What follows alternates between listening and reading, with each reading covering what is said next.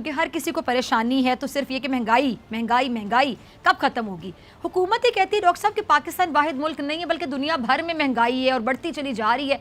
मगर क्या दुनिया के जो दीगर ममालिक हैं वहाँ भी डॉलर की कीमत में इसी तरह इजाफा हो रहा है डॉक्टर साहब, जिसकी वजह से जो हमारे मुल्क में खाने पीने की चीज़ें हैं वहाँ से शुरू हो जाएं, अद्वियात तक आम आदमी की पहुँच से सब कुछ दूर होता चला जा रहा है। अच्छा, अगर डॉलर की बात करूँ तो आज कारोबार के इख्तिताम पर इंटरबैंक में डॉलर 30 पैसे महंगा होकर 171 रुपये 4 पैसे पर बंद हुआ है और ये जो डॉलर है समझ लें कि तारीख की बुलंद तरीन सतह पर है इंटरबैंक में। अब मैं ये बताऊं कि एक हफ्ते पहले एशियन डेवलपमेंट बैंक की रिपोर्ट आई है और वो ये कहते हैं कि खित्ते में सबसे ज़्यादा महंगाई पाकिस्तान में है, उनकी रिपोर्ट है। 5 दिन पहले पाक फौज ने आला सतह के तकर्रुर और तबादले किए जिसमें लेफ्टिनेंट जनरल्स को कोर कमांडर्स के ओहदों पर लगाया गया। इन्हीं पोस्टिंग में पाकिस्तान के सुप्रीम खुफिया इदारे इंटर सर्विसेज इंटेलिजेंस यानी ISI के डायरेक्टर जनरल का तकर्रुर भी था, जिस पर लेफ्टिनेंट जनरल फैज़ हमीद की जगह लेफ्टिनेंट जनरल नदीम अंजुम के नाम की एक प्रेस रिलीज जारी हुई। इन इश्यूज़ को इस तरह प्रेस कॉन्फ्रेंस में नहीं डिस्कस करना चाहिए था। अगर कोई मामला था, अगर किसी जगह कोई बात थी तो इसको इस तरह ओपन नहीं होना चाहिए था। उन ट्वीट्स को पाकिस्तान के मीडिया से ज़्यादा भारत के मीडिया ने उछाला। उन्हें कि अगर ये हुकूमत आज गिर जाती है तो ना हम में से कोई महंगाई कंट्रोल कर सकेगा, ना हम में से कोई मामला को बचा सकेगा।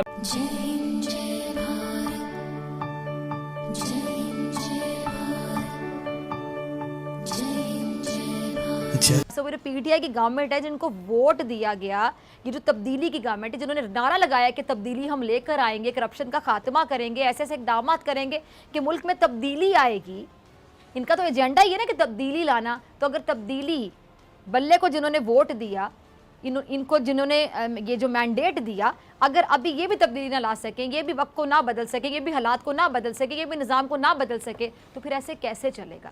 ऐसे नहीं चलेगा। अच्छा, अगर डॉलर की बात करूं तो आज कारोबार के इख्तिताम पर इंटरबैंक में डॉलर 30 पैसे महंगा होकर 171 रुपये 4 पैसे पर बंद हुआ है और ये जो डॉलर है समझ लें कि तारीख की बुलंद तरीन सतह पर है इंटरबैंक में। अब दूसरी तरफ सदर ममलिकत डॉक्टर आरिफ अलवी ने कहा है कि दुनिया भर में महंगाई बढ़ रही है और पाकिस्तान दुनिया का वो वाहिद मुल्क नहीं है जिसे इस चैलेंज का अकेले सामना करना पड़ रहा है। इस सारी सिचुएशन पे बात करने के साथ एक मौजूद मेहमान मौजूद हैं, किसी तारुफ के मोहताज नहीं, माहिर मुआशियात हैं डॉक्टर शाहिद हसन सिद्दीकी साहब। डॉक्टर साहब बहुत शुक्रिया वक्त देने के लिए। डॉक्टर साहब सबसे पहले बात मैं कर लेती हूँ महंगाई की, क्योंकि हर किसी को परेशानी है, तो सिर्फ ये कि महंगाई महंगाई महंगाई कब ख़त्म होगी। हुकूमत ही कहती है डॉक्टर साहब कि पाकिस्तान वाहिद मुल्क नहीं है बल्कि दुनिया भर में महंगाई है और बढ़ती चली जा रही है। मगर क्या दुनिया के जो दीगर ममालिक हैं वहाँ भी डॉलर की कीमत में इसी तरह इजाफा हो रहा है डॉक्टर साहब, जिसकी वजह से जो हमारे मुल्क में खाने पीने की चीज़ें हैं वहाँ से शुरू हो जाएं, अद्वियात तक आम आदमी की पहुँच से सब कुछ दूर होता चला जा रहा है। बहुत शुक्रिया आपका। पहले मैं ये बताऊं कि एक हफ्ते पहले एशियन डेवलपमेंट बैंक की रिपोर्ट आई है और वो ये कहते हैं कि खित्ते में सबसे ज़्यादा महंगाई पाकिस्तान में है, उनकी रिपोर्ट है।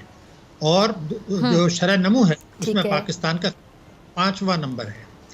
दूसरी बात ये थी कि रुपए की कदर जो गिराई गई है वो 18, आप ये समझे 18 रुपया फी डॉलर 5 महीने में। तो ये तो गिराया गया है, आपको सब कुछ पता था और आपने जो है वो तिजारती खसारा बढ़ने दिया। यानी अगर आपको 42 अरब डॉलर का तिजारती खसारा हो गया जो है 15 महीने में, और सितंबर 2020 को हमें अंदाज़ा हो गया था, स्टेट बैंक को अंदाज़ा हो गया था कि ये तिजारती खसारा बढ़ रहा है। तो अब जो उन्होंने अक्टूबर में रेस्ट्रिक्शंस लगाई हैं इंपोर्ट के ऊपर फ्री, तो मेरा सवाल ये होगा कि मेहरबानी करके ये बताइए कि सितंबर 2020 में अगर आप ये कर लेते तो ये तबाही जो आ चुकी है ये नहीं आती। नंबर 1 तो बुनियादी चीज़ ये है। तो फिर वो दिवालिया थे, तो फिर ये क्या है? मेरा मुल्क है, मैं तो दिवाली मतलब इस्तेमाल नहीं करता, लेकिन ये मुझे पता है कि शरह नमू सुस्त हुई है, महंगाई बढ़ी है, फॉरेन डायरेक्ट इन्वेस्टमेंट गिरा है। जबकि ये कहा करते थे कि पहले फॉरेन इन्वेस्टमेंट नहीं आ रहा, कि लोगों किसी को हुकूमत पर कॉन्फिडेंस नहीं है, तो ये 5 साल से फॉरेन डायरेक्ट इन्वेस्टमेंट क्यों गिरा है? 2018 के लेवल पे क्यों आया? टोटल फॉरेन इन्वेस्टमेंट क्यों गिरा? पाकिस्तान में जो बैरूनी कर्जे बढ़े हैं 3 वर्षों में 9 अरब डॉलर सालाना बढ़े हैं। पाकिस्तान में जो कर्जे बढ़े हैं मजमू, वो 3 साल में 18,000 अरब रुपए के बढ़े हैं, यानी 6,000 अरब रुपया सालाना। डॉक्टर साहब मेरा भी एक सवाल है, मैं आपकी बात खत्म होने का इंतजार करी थी, मैं इंटरप्ट नहीं करना चाहती थी। डॉक्टर साहब ये जो हुकूमती ज़राए के मुताबिक खबरें सामने आती रहती है, हुकूमती ज़राए के मुताबिक जी कि ये गर्दिशी जो कर्जा है अब जिस तरह कि जी 2294 अरब रुपये तक पहुँच गया है, इसकी क्या वजह है कि हुकूमत अब तक ये जो गर्दिशी कर्जे हैं इन पर काबू पाने में नाकाम रही है? देखिए ये तो 2009 से अच्छी हिकमत अमली नहीं है, अच्छी स्ट्रैटेजी नहीं है, क्या मतलब क्या वजह है? उसकी वजह मैं आपसे सिर्फ ये पहले ये बता दूं कि PMLN का जो दौर था 5 साल का, उसमें 1127 अरब रुपए के गर्दिशी कर्जे थे। अब ये उससे दुगने हो गए 3 साल में जी। तो ये दुगने क्यों हुए? उसकी बुनियादी वजह ये है कि आप अपने मईशत को रिस्ट्रक्चर नहीं करते। आपका जो है वो 3,500 अरब रुपए साल के डोमेस्टिक डेट बढ़ जाते हैं, 9 अरब डॉलर के वो बढ़ जाते हैं। 5 दिन पहले पाक फौज ने आला सतह के तकर्रुर और तबादले किए, जिसमें लेफ्टिनेंट जनरल्स को कोर कमांडर्स के ओहदों पर लगाया गया। इन्हीं पोस्टिंग में पाकिस्तान के सुप्रीम खुफिया इदारे इंटर सर्विसेज इंटेलिजेंस यानी ISI के डायरेक्टर जनरल का तकर्रुर भी था, जिस पर लेफ्टिनेंट जनरल फैज़ हमीद की जगह लेफ्टिनेंट जनरल नदीम अंजुम के नाम की एक प्रेस रिलीज़ जारी हुई। और ये प्रेस रिलीज़ जारी करने वाला कोई और नहीं बल्कि पाक फौज का तर्जुमान इदारा ISPR था। लेकिन फिर उसी रोज़ से ये सोशल मीडिया पर भी ये खबर गर्दिश करने लगी कि DG ISI की तैनाती चूँकि वज़ीर-ए-आज़म का इख्तियार है, इसलिए अभी तक उन्होंने लेफ्टिनेंट जनरल नदीम अंजुम के नाम का नोटिफिकेशन जारी नहीं किया। बात यह है कि जो असल चीज़ है वो है कि इस वक्त हम एक बहुत ही सेंसिटिव सिक्योरिटी सिचुएशन में, अफगानिस्तान आपको पता है कि किस हालत में है इस वक्त। एक बहुत बड़ा क्राइसिस वहाँ ह्यूमैनिटेरियन होने वाला है। अगर वहां हो गया तो वो सारा इन्फ्लक्स आपको पता है यहाँ आएगा। इस सूरत हाल को देख के बहुत से फैसले जो है उनको रीथॉट, रिवाइज, रिविजिट करना पड़ता है, क्योंकि हर रोज सिचुएशन चेंज हो रही होती है। मेरे ख्याल में इन सारे फैसलों को मद्देनजर रख के ही ये प्रेस रिलीज जारी की गई, और जो तैनातियां करनी थी, तकर्रुर तबादले करने थे, वो इन हालात के मुताबिक ही मेरे ख्याल में किए गए, if I am not wrong. आपका ख्याल अपना ख्याल है, इसी तरह मेरा ख्याल है, और इसी तरह इदारों का और जो है प्राइम मिनिस्टर उनके ख्यालात है।